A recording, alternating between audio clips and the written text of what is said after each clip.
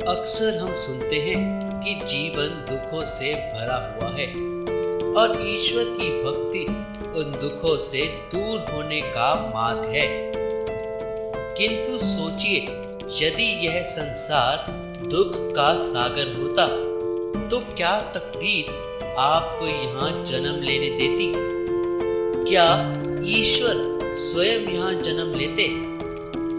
जब समस्याओं पर मनुष्य का वश नहीं होता तो हम अपनी जिंदगी, यहाँ के लोगों को और इस संसार को कोसते हैं। सोच कर देखिए कि कैसे एक दर्जी एक साधारण वस्त्र को एक सुंदर पोशाक बना देता है, कैसे एक किसान अपनी परिश्रम से बंजर धरती को हरा भरा बना देता है। आप भी परिश्रम कीजिए। यह महत्वपूर्ण नहीं आप किस संसार में हैं, महत्वपूर्ण यह है कि आप इस संसार के लिए क्या करके गए। यह सोचकर परिश्रम करें कि जो जगह किसी के लिए नरक है उसको स्वर्ग बनाकर निकले, तो आपका संसार और जीवन दोनों धन्य हो जाएगा।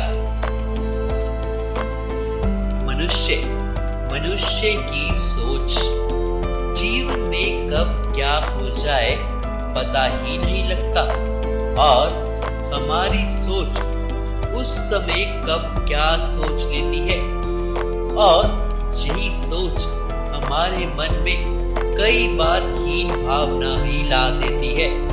अपने से ऊपर की श्रेणी के व्यक्ति को देख सोचते हैं, इसके पास कितना धन है, इसके पास कितना बल है और मेरे पास। यही विश्लेषण हमारे अंदर हीन भावना उत्पन्न करता है। होता है ना, किसी भूखे गरीब व्यक्ति के लिए एक रोटी केवल एक रोटी नहीं रह जाती, वह उसके लिए अमृत बन जाती है। इसलिए कभी जीवन में हीन भावना उत्पन्न हो तो अपनों की ओर देखिए। भले ही आप कुछ लोगों के लिए कुछ न हो, पर कुछ लोगों के लिए संसार है। अपने संसार में प्रसन्न रहें और प्रेम करते रहें। ग्रंथों में लिखा गया है, यदि मनुष्य मौन रहना सीख जाए तो उसकी अधिकतर समस्याएं खत्म हो जाती हैं और सत्य में ऐसा होता भी है। मौन में बड़ी शक्ति होती है, परंतु वह बल किस काम का जो सही समय में तुम्हारे काम ही ना आए। परंतु क्या सदा मौन रहना सही है? नहीं। इतिहास गवाह है, संसार में संकट तभी आए जब समय पड़ने पर मनुष्य उसका विरोध नहीं कर सका। यह मौन ही महाभारत होने का कारण भी बना। मौन एक शस्त्र है जिसका उपयोग सही समय पर करना भी अत्यंत आवश्यक है।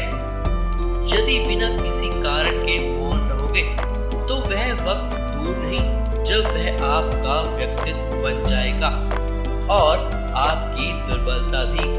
अपनी वाणी का सदुपयोग करना सीखें। वाणी को कब वश में करना है और कब मौन नहीं रहने से ज्यादा महत्वपूर्ण है यह समझना कि कब चुप्पी तोड़नी है। याद रखिएगा, मौन रहना एक साधना है और सोच समझकर बोलना एक कला है। जब जब धरती पर पाप बढ़ता है, धर्म की हानि होती है, तब तब ईश्वर मनुष्य के रूप में जन्म लेते हैं। परंतु क्या आपने कभी सोचा है कि ईश्वर मनुष्य के रूप में ही जन्म क्यों लेते हैं? संसार में पाप और पुण्य संतुलन में चलता है, परंतु जब पाप पुण्य से ज्यादा बढ़ जाता है, ईश्वर मनुष्य के रूप में जन्म लेते हैं। क्योंकि हम मनुष्य ईश्वर को भुला देते हैं। हम भुला देते हैं कि ईश्वर हमारे अंदर ही बसते हैं। हम भुला देते हैं और हम क्या करते हैं? भगवान की पूजा करते हैं, उनसे शक्ति मांगते हैं, तरह तरह की इच्छाएं उनके सामने रखते हैं। ईश्वर को हमारी और आपकी श्रद्धा से कोई आपत्ति नहीं है, उन्हें आपत्ति है उस भाव से जो आपको दुर्बल बनाती है। परमात्मा में श्रद्धा रखें, परंतु स्वयं की आत्मा में भी विश्वास करें, क्योंकि इस संसार में ऐसा कुछ नहीं जो मनुष्य नहीं कर सकता। बदल दीजिए समय के चक्र को और ईश्वर अवश्य प्रसन्न होंगे कि आपने ईश्वर का पृथ्वी पर मनुष्य रूप में जन्म लेने के कारण को याद रखा। तो शंका त्याग कर शंकर बन जाए, वरना कंकड़ के समान रहना होगा। दोस्तों, जीवन में कष्ट जरूर है। यदि आप सिर्फ अपने भूतकाल और भविष्य के बारे में सोचते रहेंगे, आप सबके अंदर हर नर में नारायण और हर नारी में लक्ष्मी बसती है। यह सिर्फ आप पर निर्भर करता है कि आप इस संसार को, अपने जीवन को स्वर्ग बनाते हैं या नरक। और यह सब सिर्फ और सिर्फ आपकी सोच और मेहनत पर निर्भर करता है। याद रखिएगा, किस्मत मेहनत से बदलती है, सिर्फ सोचने से नहीं। रखो भरोसा अपनी मेहनत पर, अपनी किस्मत पर नहीं।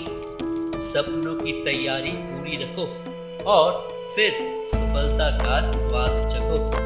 आशा करते हैं इस वीडियो को देखकर आप निर्भीक होकर अपने वर्तमान में कार्य करते रहेंगे और अपने भविष्य के लक्ष्यों को अवश्य प्राप्त करेंगे। दोस्तों, इस वीडियो में इतना ही। वीडियो को अंत तक देखने के लिए धन्यवाद। कृपया लाइक और कमेंट में लिखना मत भूलिएगा।